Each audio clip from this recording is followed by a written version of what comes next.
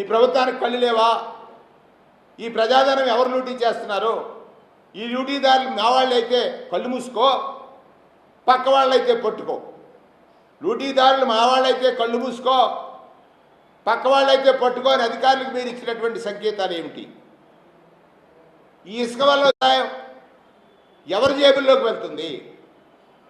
పోలవరం విషయంలో ఒక చారిత్రక తప్పిదాన్ని చంద్రబాబు నాయుడు గారు చేశారు.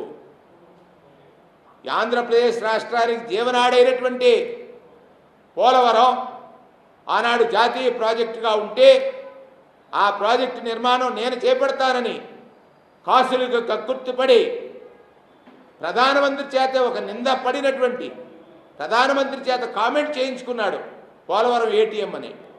అటువంటి పోలవరాన్ని ఎత్తు తగ్గిస్తుంటే దానికోసం ప్రయత్నించకుండా వారి ఎంపీల్ని, అంటే ఈ రాష్ట్రం యొక్క పరువు ప్రతిష్టలు పోయేటట్టుగా పార్లమెంట్లో మనం విమర్శించుకుని రాష్ట్ర ప్రయోజనాల్ని, అంటే ప్రతిపక్ష నాయకుడు లేవనెత్తినటువంటి అంశం ఉంది, ఆ అంశానికి సంబంధించినటువంటి దాన్ని అడ్డుకట్ట వేయటం కూడా దారుణమైన విషయంగా సందర్భంగా మనవి చేస్తా ఉన్నాను. ఒక్కటి, చంద్రబాబు నాయుడు గారు అధికారంలోకి వచ్చిన తర్వాత ఎవరు ఎదిగారంటే సామాన్యులకు నడ్డి విరిగింది, ఆయన పక్కన నిలిచిన సంపన్నులకి వడ్డనొచ్చింది.